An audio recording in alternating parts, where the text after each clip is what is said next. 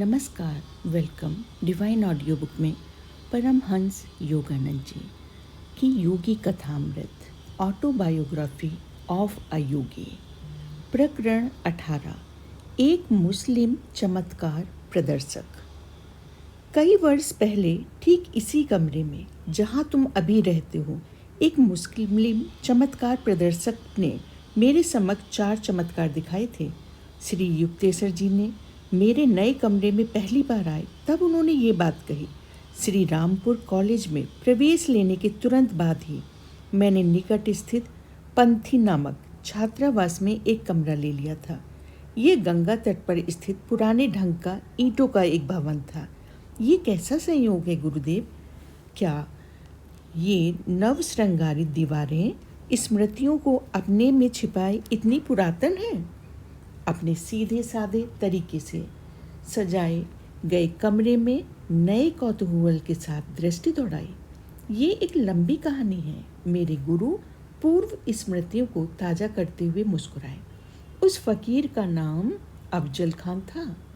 एक हिंदू योगी के साथ अनायास भेंट हो जाने के फलस्वरूप उसे असाधारण सिद्धियां मिल गई थी। बेटा, मुझे बहुत प्यास लगी है, थोड़ा पानी पिला दो। अफजल के बचपन में पूर्वी बंगाल के एक छोटे से गांव में एक दिन धूल धूसरित सन्यासी ने ऐसी याचना की। बाबा जी, मैं तो मुसलमान हूँ, आप हिंदू होकर मेरे हाथ का पानी कैसे पीएंगे? मैं तुम्हारी सत्यशीलता से प्रसन्न हूँ बेटा। मैं जाति भेदभाव और छुआछूत के अधर्मपूर्ण नियमों का पालन नहीं करता। जाओ, जल्दी से पानी लेकर आओ। अफजल की श्रद्धापूर्ण आज्ञाकारिता से प्रसन्न होकर सन्यासी ने प्रेम भरी दृष्टि से उसकी ओर देखा। तुम्हारे पिछले जन्मों के कर्म बहुत अच्छे हैं, उसने विचार मग्न होकर कहा। मैं तुम्हें एक योग प्रक्रिया सिखा रहा हूँ जिसके द्वारा अदृश्य लोकों में से एक लोक पर तुम्हारी सत्ता स्थापित हो जाएगी। उससे तुम्हें जो महान शक्तियाँ प्राप्त होंगी उनका उपयोग केवल अच्छे उद्देश्यों के लिए करना है। स्वार्थ के लिए उन्हें कभी प्रयुक्त मत करना। परंतु अफसोस, मैं देख रहा हूँ कि पूर्व जन्मों की विध्वंसक प्रवृत्तियों के कुछ बीज अभी भी तुम में हैं। उन्हें अब नए बुरे कर्मों से सींच कर अंकुरित मत करना। तुम्हारे गत कर्म इस प्रकार उलझे हुए हैं कि तुम्हें अपने इस जीवन का उपयोग अपनी यौगिक उपलब्धियों को, उच्चतम लोक हितैषी लक्ष्यों को प्राप्त करने में ही करना चाहिए। विस्मय चकित बालक को एक जटिल प्रक्रिया समझा देने के बाद महात्मा अंतर्ध्यान हो गए। अफजल ने 20 वर्षों तक निष्ठापूर्वक उस यौगिक प्रक्रिया का अभ्यास किया। उसके चमत्कारी कृत्यों की ख्यात फैलने लगी। मालूम होता है उसके साथ सदैव कोई अदृश्य आत्मा रहती थी जिसे वह हजरत कहकर पुकारता था। वह अदृश्य अस्तित्व अफजल की छोटी से छोटी इच्छा को पूर्ण करने में समर्थ था। अपने गुरु की चेतावनी को भूलकर अफजल ने अपनी शक्तियों का दुरुपयोग करना आरंभ कर दिया। जिस किसी वस्तु को भी वह एक बार उठाकर वापस रख देता, वह शीघ्र ही ऐसे अदृश्य हो जाती कि फिर उसका पता ही नहीं चलता था। लगाना ही मुश्किल हो जाता था कि कहाँ गई वो। इस बात की व्यथाकारी संभावना सदा ही रहने के कारण साधारणतया किसी को भी उसका अपने घर दुकान पर आना अच्छा नहीं लगता था। समय समय पर वो कोलकाता में जवाहरात की बड़ी बड़ी दुकानों में खरीदारी के बहाने पहुंच जाता।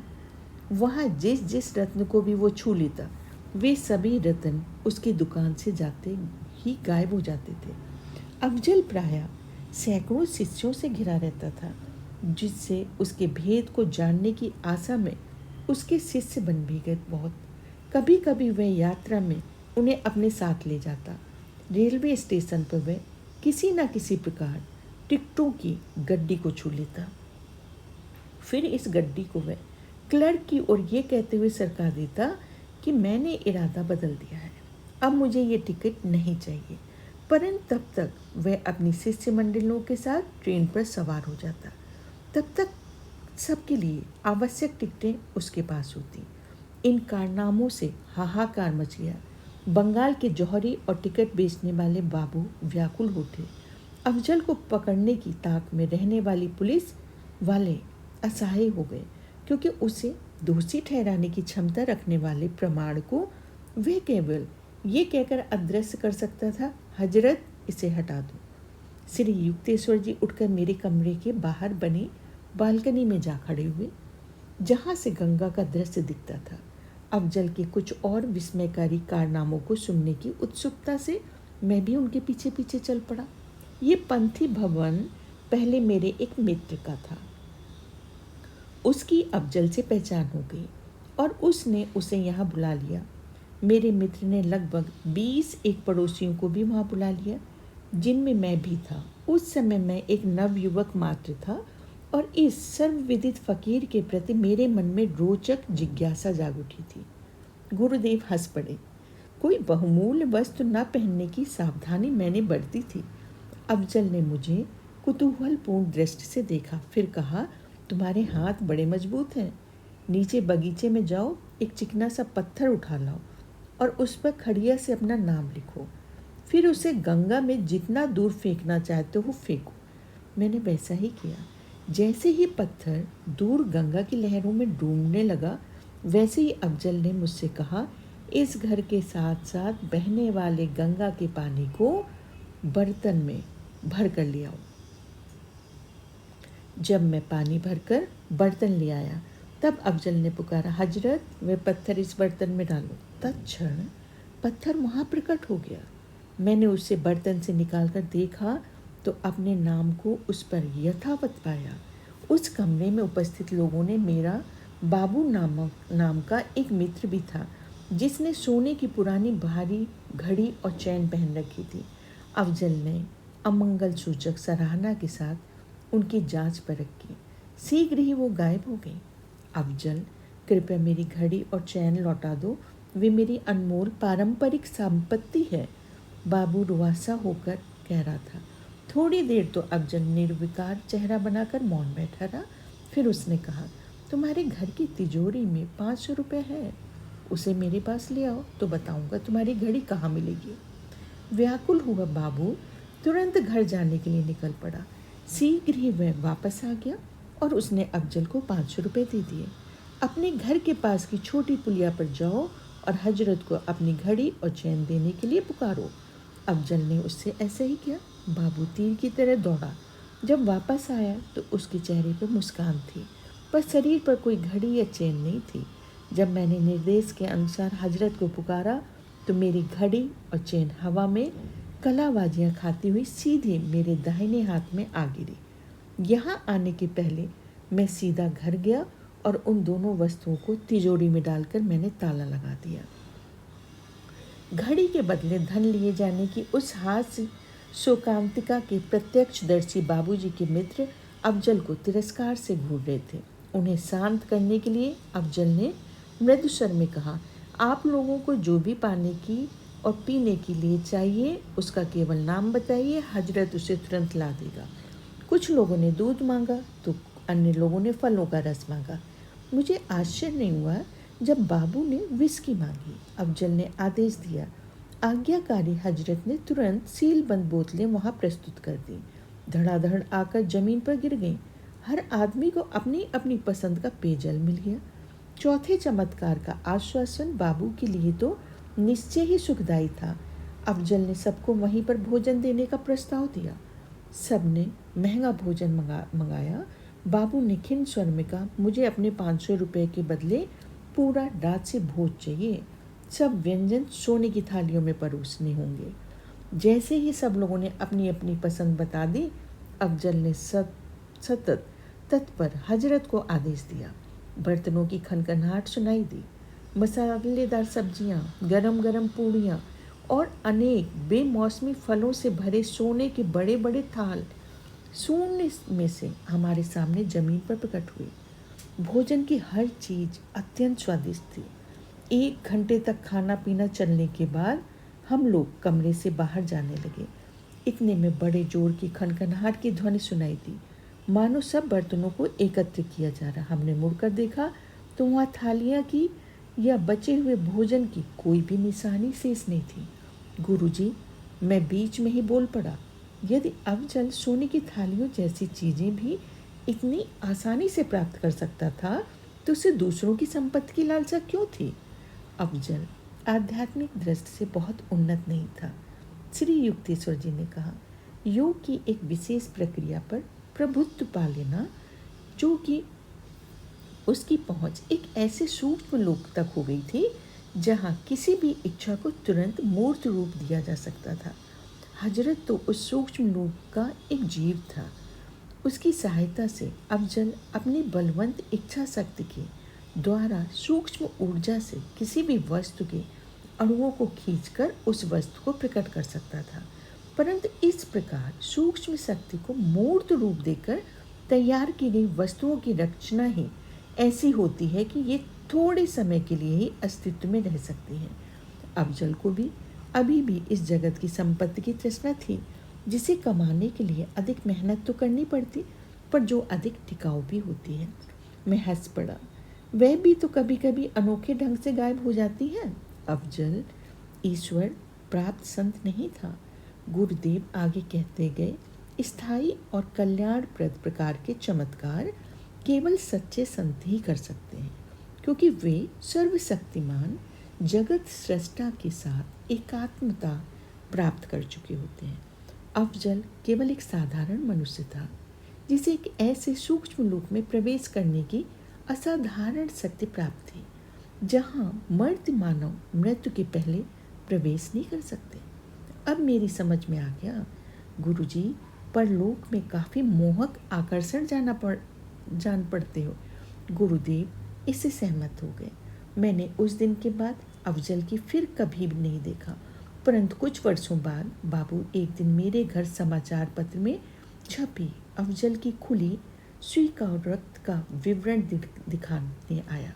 मैंने तुम्हें उसके बचपन में हिंदू गुरु से दीक्षा मिलने की जो बात अभी बताई थी, उसकी जानकारी मुझे उसी विवरण से हुई थी।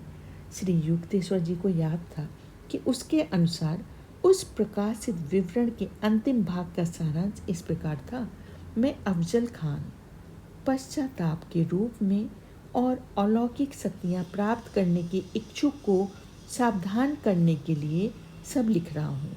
भगवान और मेरे गुरु की कृपा से मुझे जो अद्भुत क्षमताएं प्राप्त हुई थी, उनका मैं कई वर्षों से दुरुपयोग करता आ रहा हूँ। अहंकार के मद में चूर होकर मैं समझने लगा था कि मैं नैतिकता के सामान्य नियमों से परे हूँ। आखिर मेरे न्याय का दिन भी आ गया। हाल ही में मैं कोलकाता के बाहर सड़क पर मेरी एक बूढ़े आदमी से मुलाकात हुई। वह दर्द के कारण लंगड़ाता हुआ चल रहा था।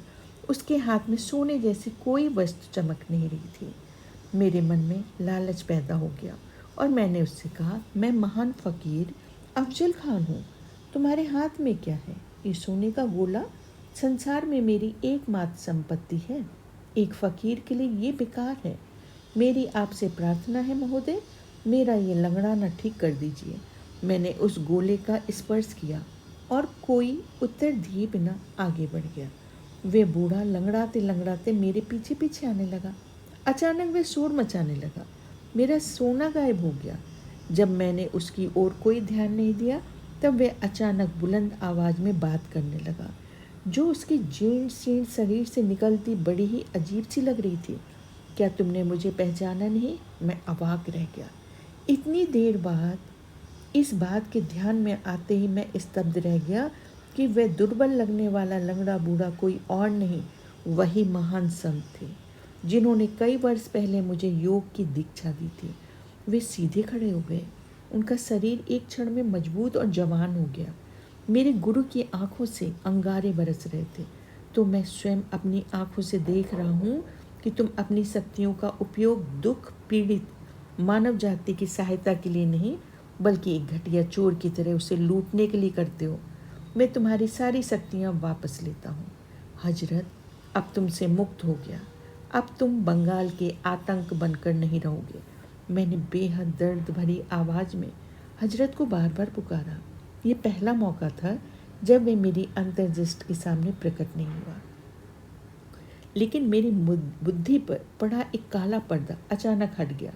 मैंने साफ देखा कि मेरी जिंदगी कितनी निंदनीय हो गई है। मैं सुबकते हुए गुरुजी के चरणों में गिर पड़ा। मैंने कहा, मेरे पूज्य गुरुदेव मेरी लंबी नींद को तोड़ने के लिए आप आए, इसलिए मैं आपका शुक्रगुजार हूँ। मैं आपसे वादा करता हूँ कि मैं अपनी सारी सांसारिक महत्वाकांक्षाओं को त्याग कर भगवान का ध्यान करने के लिए पर्वतों में चला जाऊँगा और आशा करता हूँ कि इससे मेरे पाप भरे अतीत का प्रायश्चित हो जाएगा। मेरे गुरु चुपचाप खड़े सहानुभूति मुझे दिखाते रहे। आखिर उन्होंने कहा, मैं तुम्हारे हृदय की सच्चाई को देख रहा हूँ।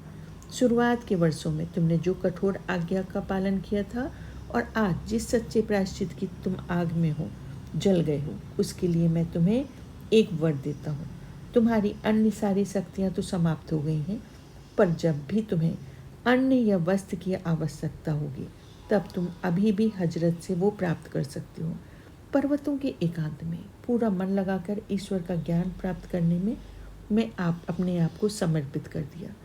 फिर मेरे गुरु अंतर्ध्यान हो गए, वहाँ रह गए थे और मेरे आंसू और अतीत के विचारों पर तड़पता मेरा मन।